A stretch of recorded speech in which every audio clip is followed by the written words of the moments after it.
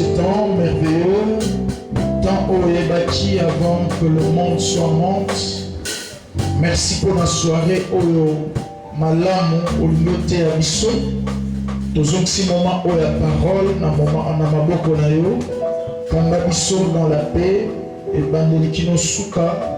Molimo santu a son contrôle ya moment où na soumettre auditoire oyo na autorité ya liloba na yo. Tika ozala nzambe ebandeli kino suka na kombo na Yesu nde tobondeli tobi amen. Amen. Merci.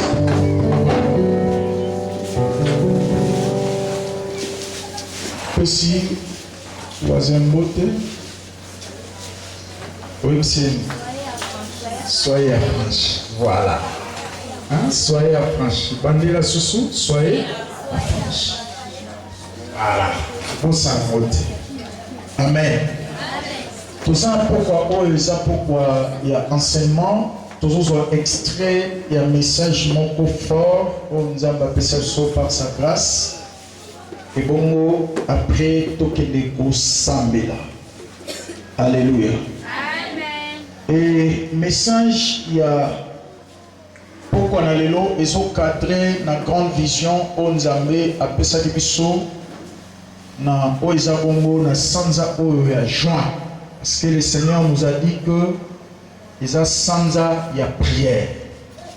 Nous voulons que yo moko poko ta esprit wana que nous a na sanza ya prière. Donc attendant avant là zala na conscience ya prière.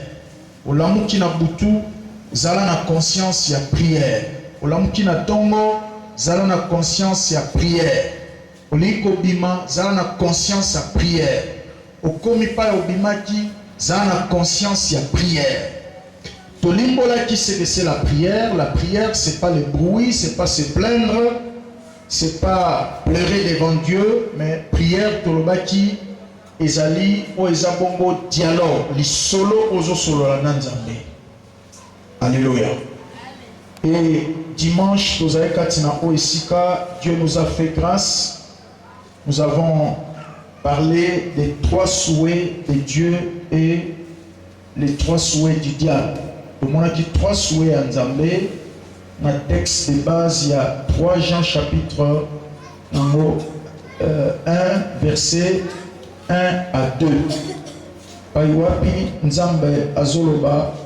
Le monde qui apôtre Jean Azolobela Gayou, soit qui ancien église haïtienne, je veux que tu prospères à tous égards, sur le plan spirituel, physique et aux abonnements matériels. Tout le monde qui peut 3 souhaits, il y a Satan, au Evangile, dans le Jean chapitre 10, verset 10. Par exemple, la Bible oblige les voleurs.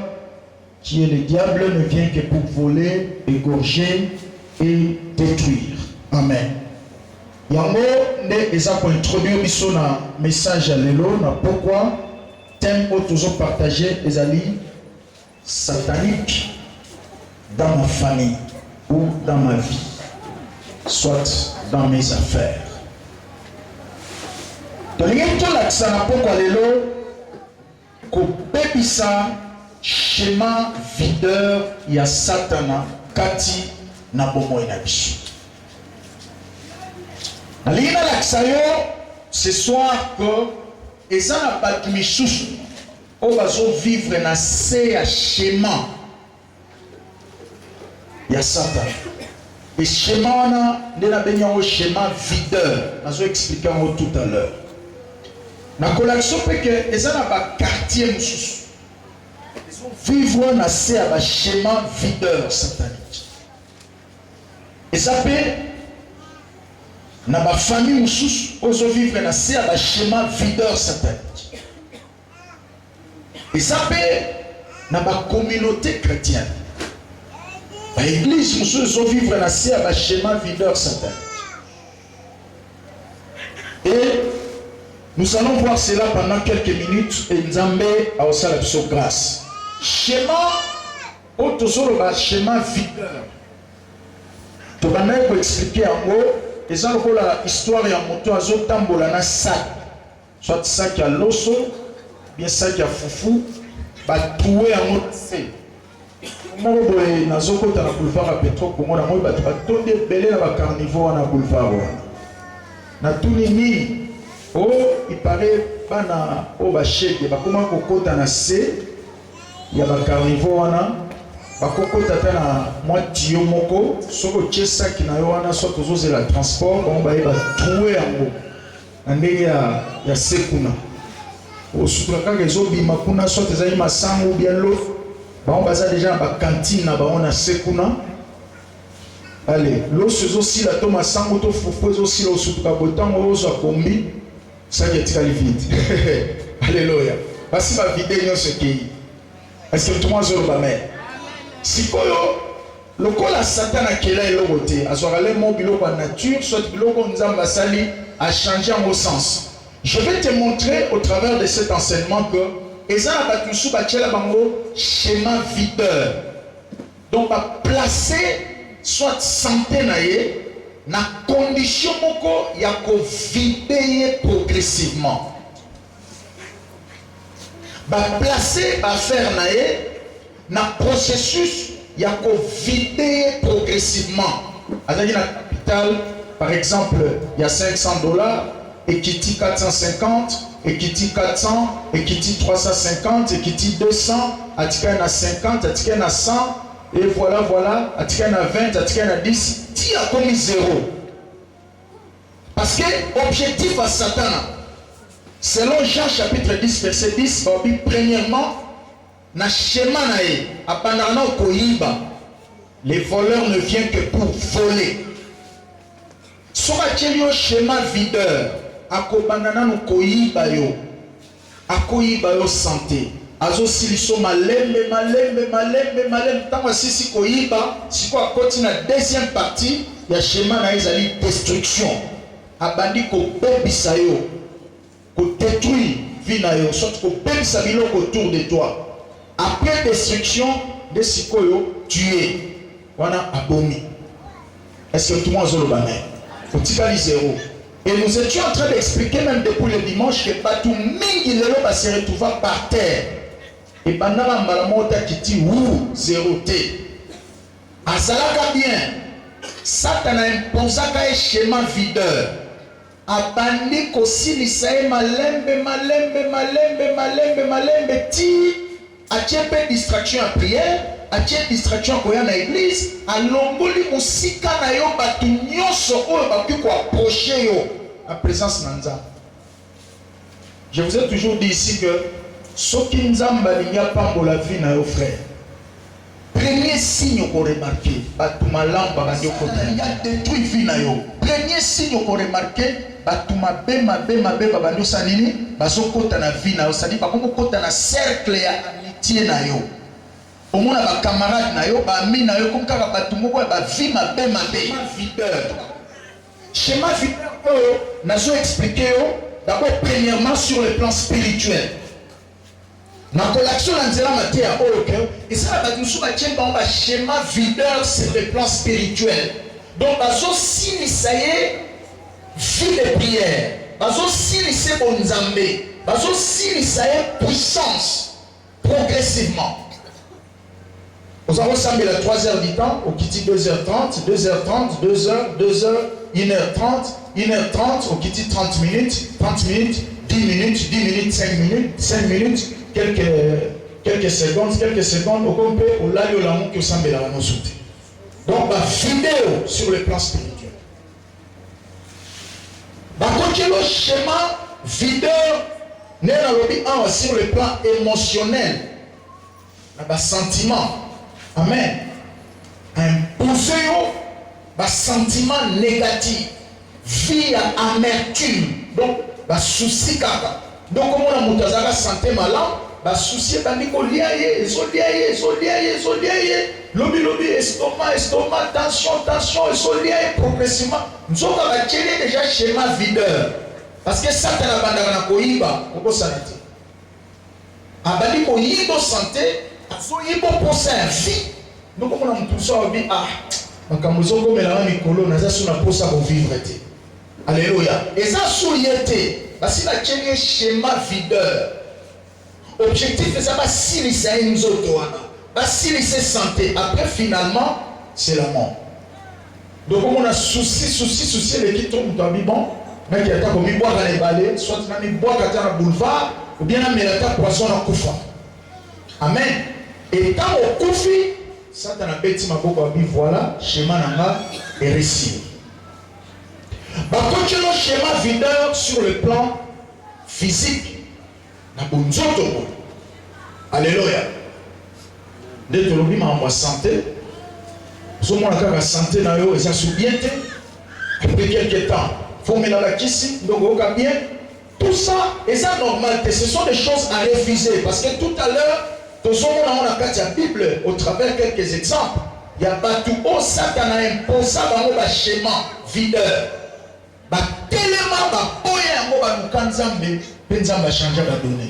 Rien n'est impossible à Dieu. L'on va mener à bien. Par contre, le schéma videur, même sur le plan financier, dans le domaine en bon. Vous avez remarqué, vous avez une affaire, soit vous avez un capital de 1000 $, mais vous avez vidé progressivement. Ça, tu as un koyiba, après koyiba à détruire, après détruire, à boni. Aïbio, bon, ils ont quitté malin, mais tu vois, moi, bilon, mon kiotika, il a un message, il va nous bébé, oh, et poli, oh, et baby, oh, va fourmi balier, oh, va pouco balier, tout, abandi qu'on détruire, et finalement, on a zéro. Ce qu'on a dit, c'est déjà schéma satanique. On va imposer qu'il va faire, nous avons battu. Parce que très souvent, tu vas surtout en retard. Est-ce que tout le monde se le remet? Satan appelle à côté le schéma videur sur le plan matériel. Quand je parle de matériel, je moyen de déplacement, TV, congélateur, bien, appareil électroménager. Alors le diable peut aussi venir dans la famille à imposer au schéma videur.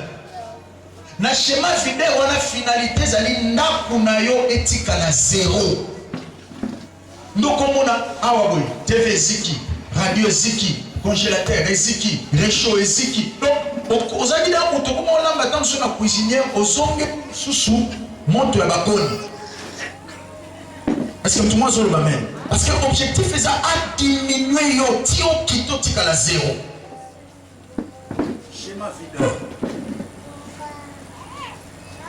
Est-ce que tout le monde se le même? Alors voilà pourquoi tous ceux qui regardent la première texte dans Juge chapitre 6, à partir il y a verset dans le mot 4. Juge chapitre 6 verset 4, Okiti tina verset na verset alitam ya liboso. Okiti tina verset 7. Bible lobby, mais le Seigneur dit qu'est-ce que je dis? Juge chapitre 6, verset 4, tina 7. Ils campaient sur leur terre et détruisaient les produits du sol, dans la version français courant, jusqu'à proximité de Gaza. Ils ne laissaient rien à manger aux Israélites et ils ne leur laissaient, ils ne laissaient rien à manger aux Israélites. Ils ne laissaient ni vivre. Rien à manger aux Israélites. Il ne leur laissait ni mouton, ni bœuf, ni âne. On va expliquer un mot. En effet, ils se déplaçaient avec leurs moutons, ils se déplaçaient avec leurs troupeaux et leurs tentes. Ils arrivaient en masse comme des sauterelles. Ils étaient si nombreux, eux et leurs chameaux, qu'on ne pouvait compter. Ils envahissaient les pays et dévastaient. Ainsi, les Israélites furent plongés dans une telle misère par les Madianites qu'ils appelèrent les seigneurs à leur secours. Alors les Israélites demandèrent au Seigneur de les libérer des Madianites. Donc même pour ceux qui l'ont entendu, na komona Yesu. Alors bien aimé dans le Seigneur, nous allons parler sur détruire les schémas videurs. Et prière tout ça la lélo. obondele pa na nzambe schéma videur nyonso batia na santé na yo na mimbongo na yo na kati ya misala na yo na kati ya église. Obi même Satan a qui peut imposer schéma videur na kati ya église. Hein? Comme l'église depuis un certain temps beaucoup mieux perdre. Batu oyo bako soutenir musala nzambe. Batu oyo bako sambela na musala nzambe. Batu oyo bako sala nzambe na bozindo. Alléluia. Et très souvent babiloko Congo et ça la marana inconscience. Pour moi kaka batu na juste na moi ba ekiri pour na décourager frère mon so ba telemi. Abandi opesa mwa mbongo ale. Babandi kotonga ya ko laksani l'église awa. Biso za ba bongo te. Nous sommes les enfants, mais ça misala sorcellerie dans cette église. Juste pour décourager les frères et sœurs qui ont la bonne volonté de soutenir l'œuvre de Dieu. Nous avons remarqué, moko babani kokima. Oh yazali ko pesa akima. Kwa za osambela makasi akima. Frère na za na intercession makasi alongo église. Ti on remarqué que l'église est très longue à ndengewa. Des schémas videurs. Ça peut entrer aussi dans un département. Et quand tu vois un département, et comme il faut se vider dans la bâtiment, ça utile. Et tu vas dans la bâtiment, mais bateau qui pour apporter quelque chose dans l'œuvre en disant aussi là. Parce que et l'église trouve ça normal. Or, on a déjà assez à schéma videur. Netolobi, tu es belé les lots, comme zéro, comme par terre, banda kande monati. Azalaka bien, mais batika eka na masapo. So bani kotangelo bambongo asimba, bato atambola na bango, bato oyo azalaka pembeni na bango. Okotika la monoko polele, pe obongo limute. Otuni mes frères, babiloko nyoso sala wapi ba souvenir na yo, zéro elokote. Pourquoi? Ba imposer schéma videur. Ba banda osilise malembe ti batiki zéro. Na texte tu peux prendre exemple liboso za exemple bana Israël na ba Madianite. Bible lobi à un certain moment Israël ba kabwana ngena nzambe. Marche na bango za ki bien te. Nzamba tika e bango. Alors ba Madianite ba bali ko dominer sur Israël, ba imposer schéma videur likolo ya Israël. Pour appauvrir bango parce que finalité à schéma videur ezali kotika au zéro kosiliso ko moto kosiliso personnalité kosiliso respect nos sociétés nango et ba tu belé le lot ba so vivre derrière la sia ba schéma videur sans le savoir. Alors na texte oyo Bible lobi Israël est comme qui appauvri à cause d'un petit pays. Comment il est ridiculisé? Alors qu'est-ce qui s'est passé? Bible lobi peuple oyo ba Madianite ba imposa ki Israël schéma videur. Bazako sala nini? Bazo selaka tango Israël ba kolona mbuma na bango na elanga. Ibandi ko bima tango ko komela. Tonka ba olinga ba ya po ba buka ale. Ba Madianite ba ye ba pikoli nyos. Bible lobi bazako tika Israël zéro. Aka eloko kolia te. Zéro. Bible lobi souffrance on est salaki pendant 7 ans. Chaque année, les accords se répéter. Il y a schéma videur. Bible lobi premièrement, babi, dans verset 4, on a. Balobi, tant ba Madianite bazoya, bazalai kokende na ba vivre na bango. C'est-à-dire vivre biloko à coller, à manger. Il prenait les brebis et le bœuf. Israël les acquis peuple pasteur. Donc ils ont beaucoup la Bible. La brebis n'a pas ngombe et acquis image et richesse. Au moins même net na bamboka ba est kuna ba Bukavu, ba Goma, tout ça. Donc les abikolo musu ba bala na kanaba ba ngombe na ba taba.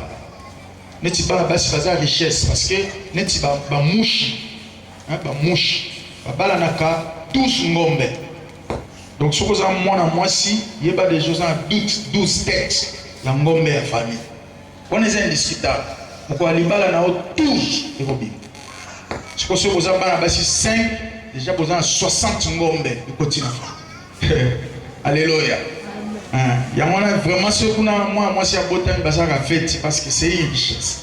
Alors, tant que les Madianites, ils ont ngombe na bango, même na bango, et ça qui image la richesse. Donc, qui bango, schéma videur, même l'écolo y a la richesse na bango.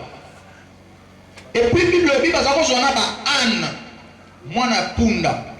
Comme on dit, Yesu tant alinga kota na Jérusalem, atinda ki ba ke ko détacher ba Anne mi balé na Bethanie pour que amate la bango. Anne ezalaki moyen de transport de luxe dans l'Antiquité, dans le temps biblique. Alléluia. Donc, quand on solo baké, parce que kena ba Anne na bango, suite au bito actualiser ngo lelo, inyo laksa, parce que même bango na mituka. Donc, surtout au actualiser message oyo parce que babi, parce que soit même na bango, bangombe na bango image de richesse, parce que soit vivre na bango, image ya biloko kolia, parce que soit pas Anne, ça dit moyen de transport. Donc il n'est rien en Israël. Donc les gens surtout au comprendre le schéma videur au bâtiment qui Israël, c'est image il y a eloko moko bâtiment et son vidéo, donc ébandi dans nous, la richesse. D'abord, ébandi sur le plan spirituel, parce que Israël va kabona ki nan Nzambe, va se détacher nan Nzambe, et continue sur le plan matériel, Bible lobby, parce qu'on s'en a Anna na bango.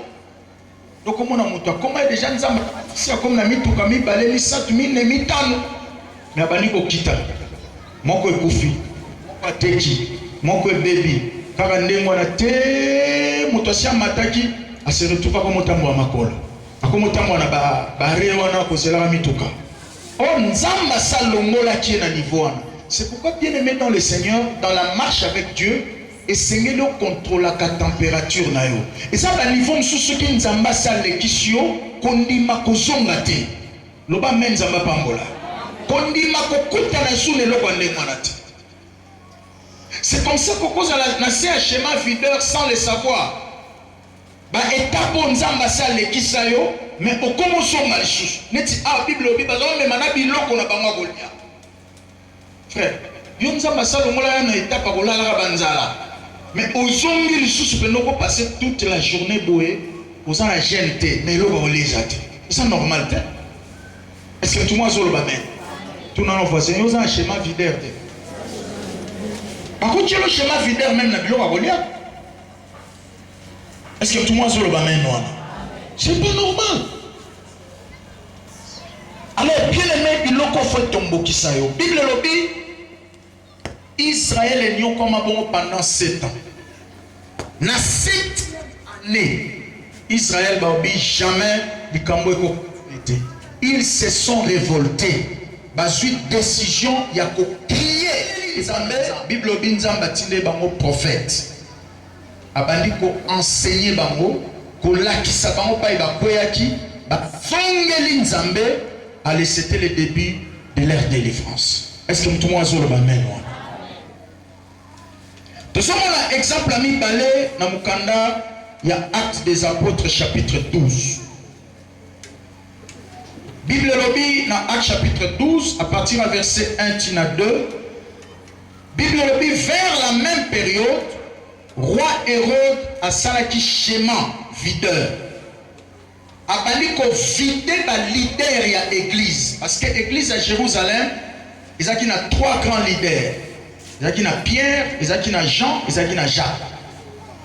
Ba onde ba leader ya église à Jérusalem. Amen.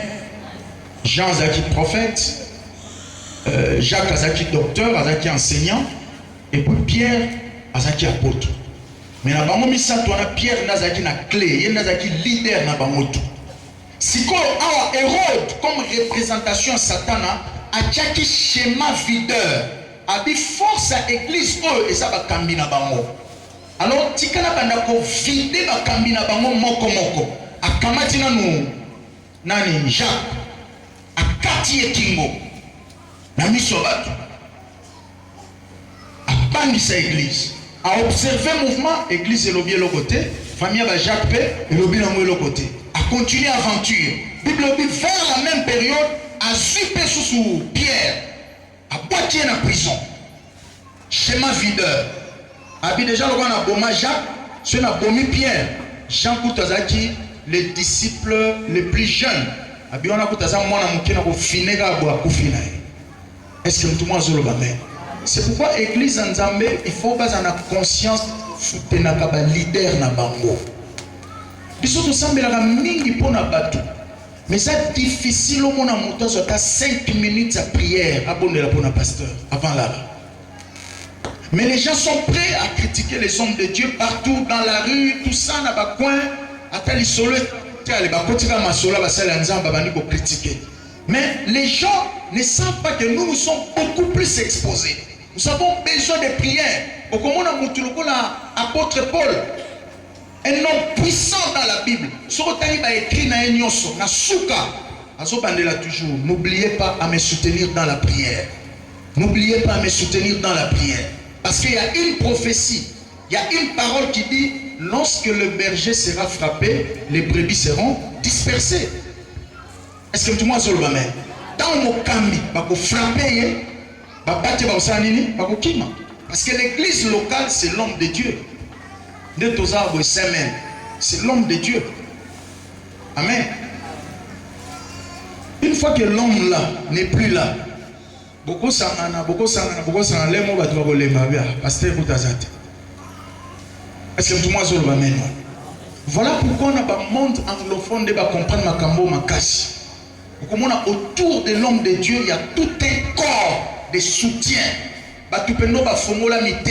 Chaque fin du mois, chaque fin de la semaine, il y a l'entretien à voiture, il y a pasteur. On se chargé pour nous carburant. On se chargé pour nous lander la état de scolarité à bana pasteur. On se pour nous lander la situation financière. On se pour nous lander la garde-robe. On se spécial. Donc l'homme de Dieu est resté seulement avec le ministère de la parole et de la prière. C'est pourquoi vous remarquerez dans les pays anglophones des grands pasteurs. Parce que là-bas, ils savent est-ce que tout le monde a bien? Même l'église, l'équipe d'église, il y a en Afrique. En Afrique, les églises ont le roi chapelle des vainqueurs. On va se commander à 250 000 membres. Alléluia. Ce sont des pays anglophones. On va maîtriser le principe pour nous. Ils savent protéger leurs leaders. Parce qu'on travaille l'esprit à Tata Molim. Habida que dans le mouvement Tata Zawana, on a besoin de maille. Sans que, à Sengamai. Ne papa c'est qu'il téléphone. Donc, il y a déjà des gens qui sont là, ils travaillent dans l'esprit de l'homme de Dieu. Est-ce que la minute, papa dépose dans le bureau, est-ce que papa on a besoin d'un jus ou bien le cahier? Amen. Ou bien d'un petit culte, on a mon dira bosser le bureau. Donc, vous travaillez dans l'esprit de l'homme de Dieu. C'est très important. Et dans le domaine où on a des pays anglophones, l'équipe sont aussi calmes. Ils sont dans la théorie, la critique et belé dans la philosophie. Alors, déjà, il y avait un schéma videur où Hérode a tchaki contre l'église pour assurer sa leader. Pour que ceux qui ont la bombe qui Jacques, ceux qui Pierre par Koufi, Jean Koufi, l'église est commis affaiblie. Et finalement, à Opanzabao. Est-ce que tout le monde a le même? Et ça peut être un schéma videur où Satan a tenu la carte de la famille. Frère, oui, monsieur la famille n'a pas besoin de mutu moko atomboli mutu bosambela ka mingi pona ye. Loba mena bien. Osepela ka te o apesi mbongo akabeli mbongo so tatite la ko mbongo soit kata ko priya ka pona ye. Tu ne sais pas qu'est-ce qui se dit en secret pour lui. Mais la vie na mutu nyonso asalisaka yo. Mutu nyonso afongola ka loboko apesa ko quelque chose. Soit kata ko soutenir ye na prière. Loba mena bien. Pour cette raison, il y a détruit la vie. Soit à bloquer mon thème, Azana m'a opé sauter. Est-ce que tout le monde se comprend? Prends du temps de prier pour lui. Ozo ensemble la pona parce que évite nenga mata wana schéma nini bazo bongisa contre. C'est très important.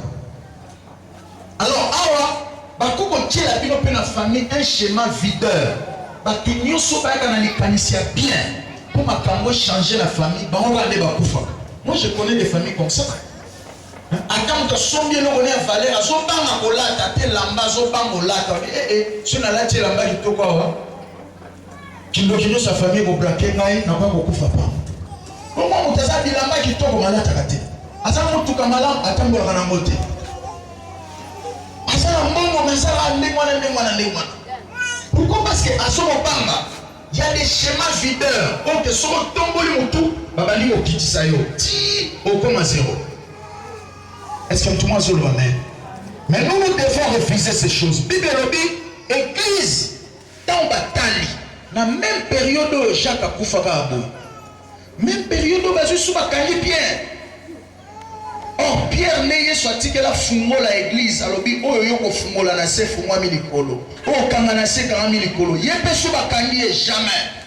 Joka force na biso les autres na batouana. Obi lelo ce que l'église c'est comprendre que force na bino zo uta na mutu na nzambe na ba prière mutu na nzambe frère. Vous allez savoir soutenir les hommes que Dieu place au milieu de vous. Est-ce que tout le monde zolo bamen? Comment on appelle ça binon ndakisawat? Comment est-ce que nzamba ebisi Josué alobi yebisa ba sacrificateur batika na kati balé peuple katisa. Dieu peut imposer son serviteur ba condition dans mususu misérable. Atika la wana na ba condition parce que ba prière na ende zo maintenir yo na libala wana. La prière na ende zo sala ke yo simba ba mbongwa. Et tant ya longwa na osambela supona o tant so vanda suna libala. Est-ce que tout le monde le amen? Et l'église doit avoir cette conscience là. Que ce soit que mutuana la fois ça la bien, ce qui a ça bien. Bisopé to so bika sima ba prière na. Est-ce que tout le monde le amen moi? Lorsque l'église est allée, Jacques a koufaka boy. Pierre peut bakangi nzoka bangonde ba leader na biso. Ceux bazo mata biso pe to mata. Ceux bazo sambela biso pe makambo so bomba.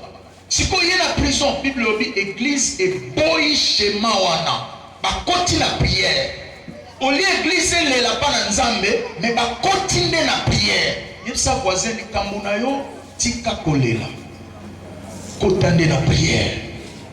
Likambo na yo tika kobetela batu masolo.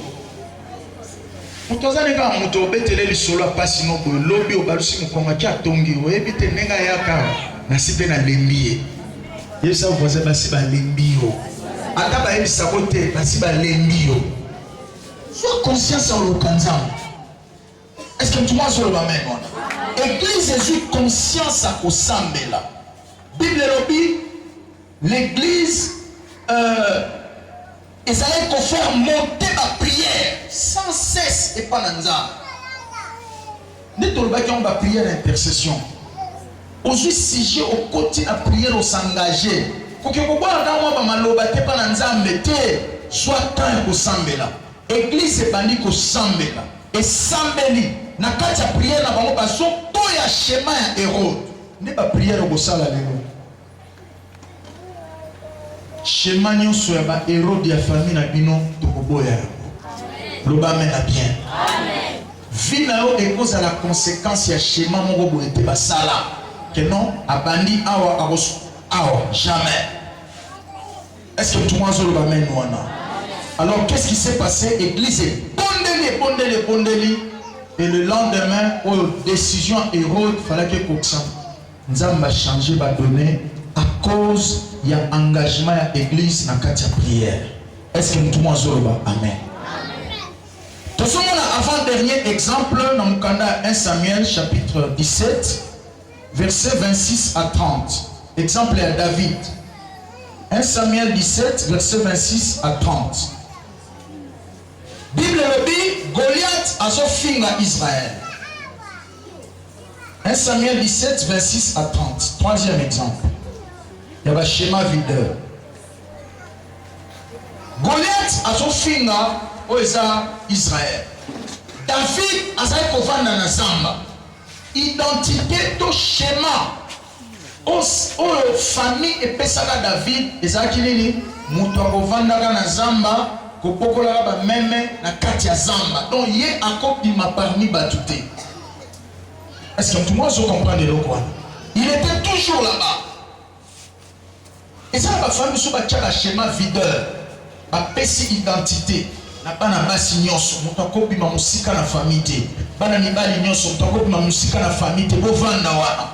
Maintenant, tant que David, papa bango atindie, aki otiki abandegone bilonga kolia na front, akomi bo akuti Goliath aso finga Israël. Abi, atuni na bato bazaki pembeni na abi, mutoyo azo kofinga armée ya Nzambe na bomoi. Bakopesa ye nini? Mutoyo azo finga armée ya Nzambe na bomoi. Soki bapeti. Siko mutoyo ko gagner na bitumba. Bakofuteni. Abandi otuna tuna wana. À partir verset 25 sur otani.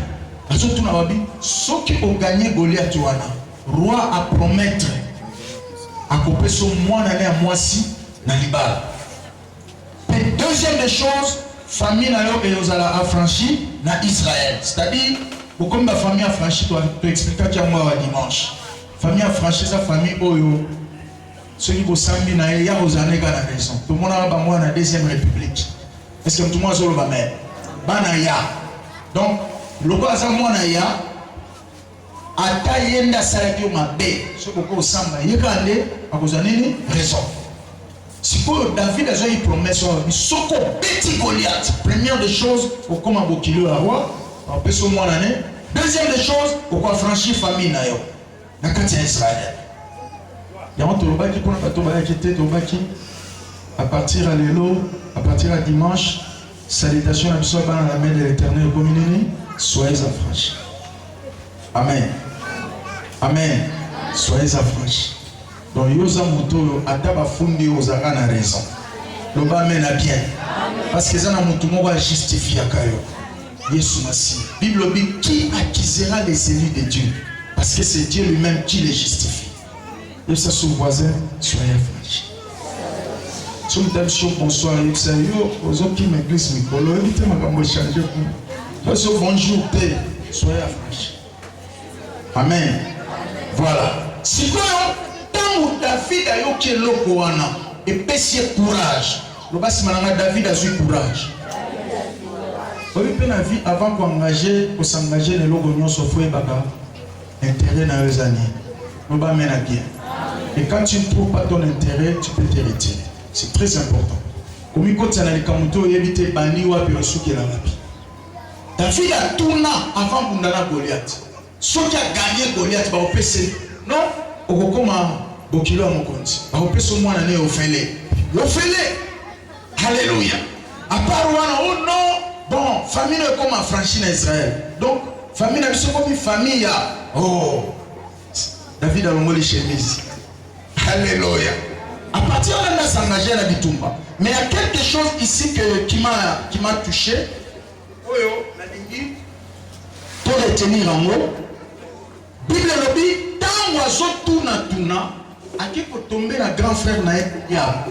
Grand frère n'est pas la talibabi.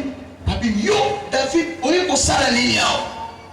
Yo mutu sala nini zalaka kuna na zamba okengela ba pate ya famille. Hein? Oye ko sala nini yao? Tu pouvais pas être ici, tu es un orgueil, abali ko décourager. Pourquoi? Parce que il y avait un schéma videur. Na kati ya famille on déjà est condamné qui vit na eke faza la na bazamba kuna. Quand on a un ministère à famille, nous avons une identité aux familles épiciées. Après qu'on bonde là, après qu'on kamate, nous avons une conscience au bimana na identité à famille. Loba amena bien. Délivrance par rapport à l'origine na yo. Ceux qui ont longi kunate, libération zara passe. Alors Bible lobi tellement que Elia a pendant qu'il connaît ces paroles il y a découragement. Pour la consommer c'est ciment. Et pourtant ils ont déjà motivation à affronter Goliath. Bible lobi a tourné qui est mon Congo. Loba mena bien. Loba so tourna qui est mon Congo. Frère, na vie est en bas tout soko yoka deux fois. Soko qui est une fois façon azoloba ba conseil azomemela yo et bandi ko compromettre vision à vie na yo tourner moko loba mena bien parce que ça bato bazana ba parole ba venin ou akoya ka yebso likambo et bepsele au journée moko et bepsele au semaine mobimba et bepsele même sans ans mobimba c'est la parole à découragement yo fosonga na zamba yo sa motuka fofanda kuna bible obi abalusela ki nini mukongo loba susi mananga abalusela ki mukongo. Il a refusé ces schémas videurs. Yakotika la na zamba. Yakotika la dans les oubliettes de Balbana français. Parce que David avait compris que Goliath n'était pas un obstacle pour lui, mais il était une porte d'entrée pour les hommes mémaillés l'accomplissement de la promesse. C'est pourquoi on a vu qu'Obama a affronté l'obstacle. La réussite dans la vie n'est pas mesurée par rapport à la position que vous avez, mais la réussite est mesurée par rapport aux obstacles que vous affrontez. Hein? C'est pourquoi tout le monde va en français. L'homme se découvre quand il se mesure à l'obstacle. Est-ce que tout le monde se le va même? Plus aux hommes qui ont des défis, aux hommes qui relever des défis, aux hommes longs, comme un moutou, maillé les péchés au Kemba. Ne sois pas seulement là comme un bébé, on a la makamute, on a la banga makambo. Makambo kolanda ka okaka makambo kotika ka mukolo kosanini, otomboli solo na olikolo. Est-ce que tout le monde se le va même? Mukolo kokufa. On a la basu nzambe tena koma obanga makambo. Est-ce que des potika osala nzambe makambo elanda rote? Atoke na monde ya bazamba, obi okimi monde ya batu pozo banga makambo. Ok na zamba, okutana ba lion, ba ngungi, na sala na zamba. Okoki ma frère, makambo za partout. Yesa faisait makambo za partout. Atoki mi na zamba okutana ba tala, ezala insecte moko ba swaka batu na zamba partir ba 18h. Ba ça gité, ba lela rappel na lito ité mais ba pikaka sérieusement. Est-ce que batu mabana ba mboka bazalia? C'est pourquoi on a mis na bamboka te kufa kate. Et ça ba ndaku mususu on a kaka ndaku ba fasi ba lali mais moto zo pela kata ndaku. Mili na wane za point ko ma insecte wa. Tambo na bamboko zo mo mayele, kishase za mayele te. Otaka ba série ba nini na ba théâtre. Est-ce que tout le monde zo ba menwa? Donc David a refusé schéma videur wana famille.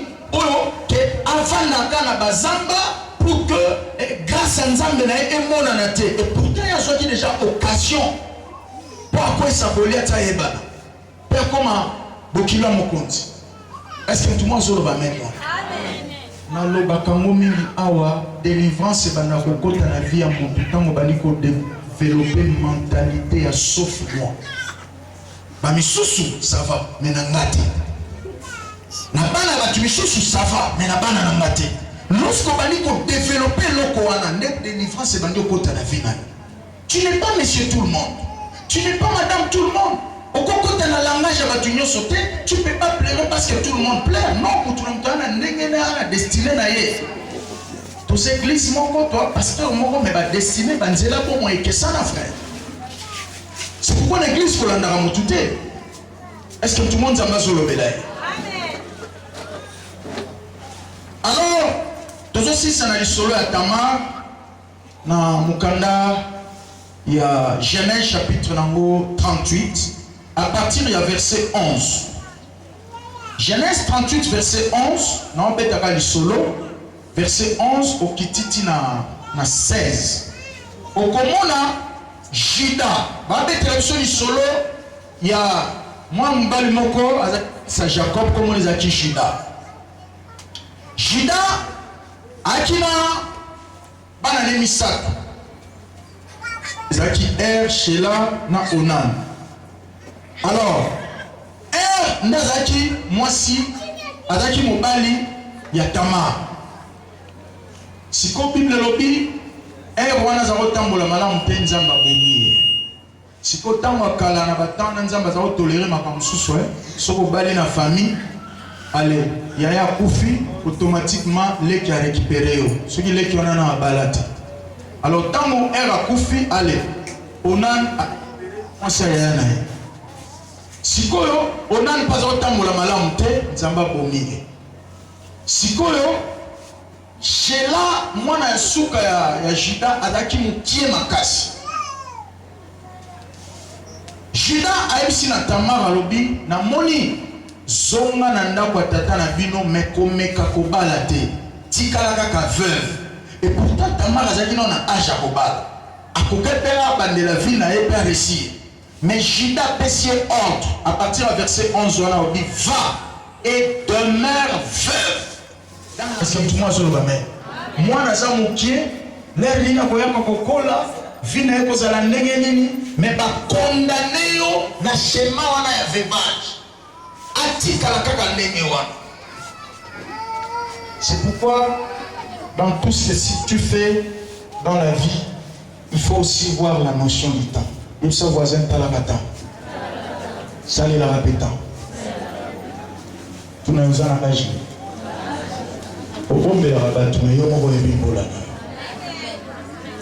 Il sait ce qu'on bomba, et l'ongino est l'axamoula. Non, pas là, et l'ongino est les olax. Vous en avez 17, vous en avez 18, vous en avez 20, vous en avez 50. Et l'ongino est olax, vous en avez 52. Mais on bomba. Alléluia. Dans la ligne, qui c'est là, Tamar l'heure. Imposer schéma et veuvage. Je ne vais pas entrer dans beaucoup de révélations par rapport à ça parce que n'a esprit un message là-bas. La destruction des schémas videurs. Donc, si les aïe qui toquent on a au moins si. Nyoso et si là-bas frère, dans tout ce que tu fais, n'oublie pas ça. Le plus précieux cadeau, on a cadeau à temps. L'oba mène bien. Même parce que tu as encore le temps, tu peux récupérer l'argent. Même au long Moussala, parce que tu as encore le temps, tu peux encore en trouver une autre. Même quelqu'un t'a déçu parce que tu as encore le temps, tu peux encore aller plus loin. Les temps, c'est le précieux cadeau. Est-ce que tout le monde a bien amen? Alors, qu'est-ce qui s'est passé ici? Bah, imposer Tamar schéma un veuvage. Nanda patata na yo tikala veuve kobala te. Et pourtant ça qui n'a âge à kobala. Et pourtant ça n'a ma coquille sur kobala. Associé non, ils ont la raté. Est-ce que tout le monde a le amen? Amen. Ils ont la raté parce que qui toque moi si là nanda kobala. Amen. Si Seigneur soit pas na bisoté, Bible lobby alongoli bilamba wana ya ba veuve.